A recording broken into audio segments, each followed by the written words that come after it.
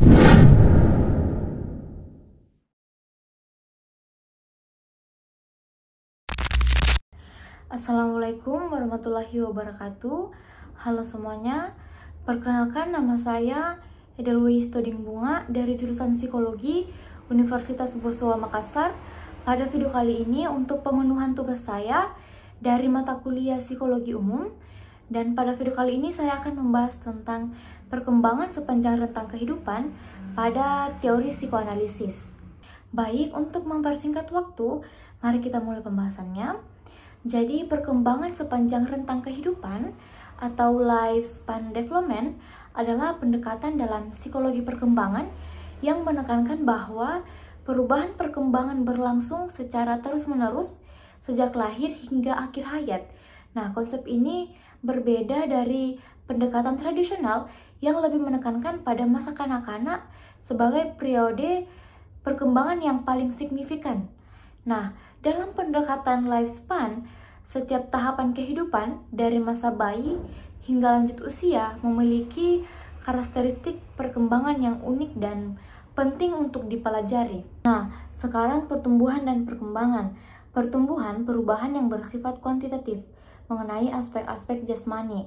Nah, sedangkan perkembangan, perubahan yang menyangkut aspek-aspek mental psikologis manusia. Sekarang kita masuk pada teori psikoanalisis. Nah, tokoh yang terkenal dalam teori ini adalah Sigmund Freud dan Erik Erikson. Proses perkembangan berlangsung secara tidak disadari dan sangat diwarnai oleh emosi. Nah, kata kunci dalam teori ini adalah pengalaman individu pada masa kecil dengan orang tua sangat mempengaruhi perkembangan manusia. Nah, sekarang kita masuk pada tahap perkembangan Sigmund Freud. Nah, teori perkembangan Freud berfokus pada bagaimana pengalaman masa kanak-kanak dan dinamika bawah sadar mempengaruhi perkembangan kepribadian seseorang. Nah, teori Freud dikenal dengan nama teori perkembangan psikoseksual yang menyatakan bahwa perkembangan manusia terjadi dalam 5 tahapan yang berkaitan dengan dorongan seksual atau libido pada bagian-bagian tubuh tertentu. Nah, jadi tahapannya itu adalah yang pertama, tahap oral, 0-2 tahun. Pada tahap ini, sumber utama kepuasan dan interaksi anak dengan dunia adalah melalui mulut, seperti menyusui atau mengisap. Aktivitas oral memberikan kenikmatan dan bayi bergantung pada pengasuhan terutama melalui menyusui. Nah, yang kedua, tahap anal, 2-3 tahun. Pada masa ini, fokus libido beralih ke kontrol dan pengeluaran feses. Anak-anak belajar mengontrol otot-otot sfinkter dan mengembangkan rasa kontrol atas kebutuhan tubuh mereka. Nah, latihan toilet menjadi pusat dari tahap ini. Kemudian yang ketiga, tahap palik, 3-7 tahun. Nah, pada tahap ini, anak-anak mulai menyadari perbedaan jenis kelamin dan mengalami kompleks Oedipus pada anak laki-laki atau kompleks Elektra pada anak perempuan. Nah, anak laki-laki mengembangkan ketertarikan pada ibu mereka dan melihat ayah mereka sebagai pesaing.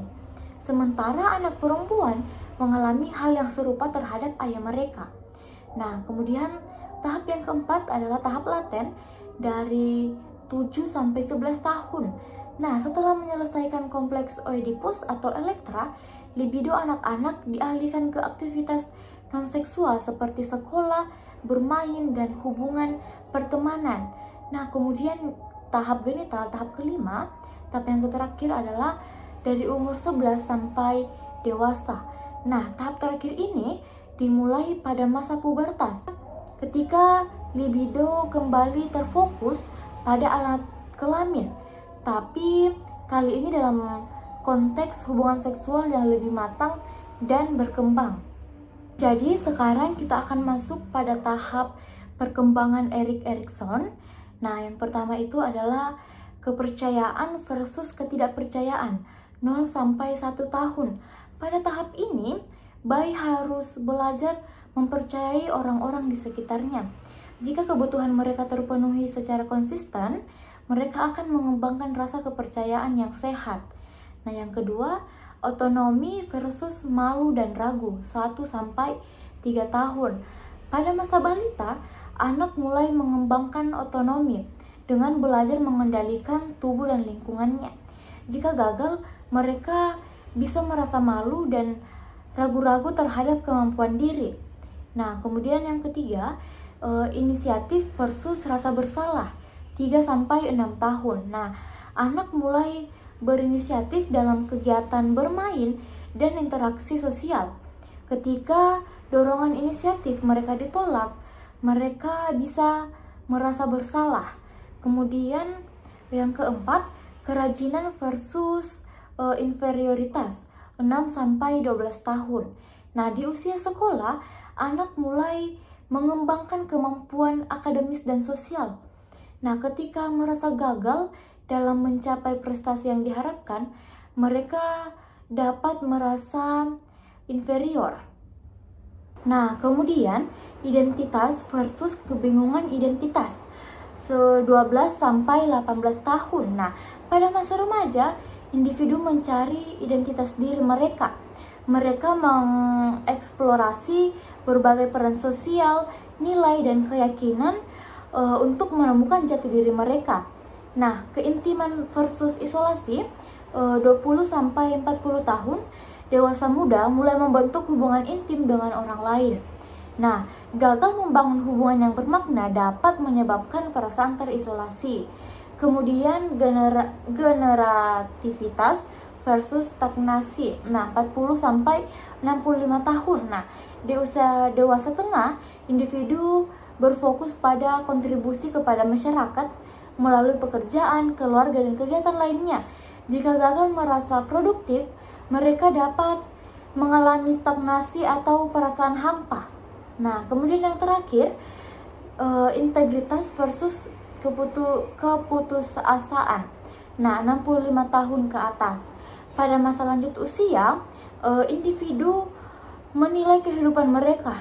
Jika mereka puas dengan kehidupan yang telah dijalani, mereka merasakan integritas. Sebaliknya, mereka dapat mengalami penyesalan dan keputusasaan. Nah, jadi itu adalah pembahasan kita mengenai teori psikoanalisis menurut tahap perkembangan Sigmund Freud dan Erik Erikson. Semoga apa yang dibahas tadi kita semua dapat mengerti dan dapat memahaminya dengan baik. Mohon maaf bila ada kesalahan kata yang saya ucapkan, mohon dimaafkan. Dan terima kasih juga telah meluangkan waktunya untuk menonton video ini. Sampai jumpa kembali. Terima kasih.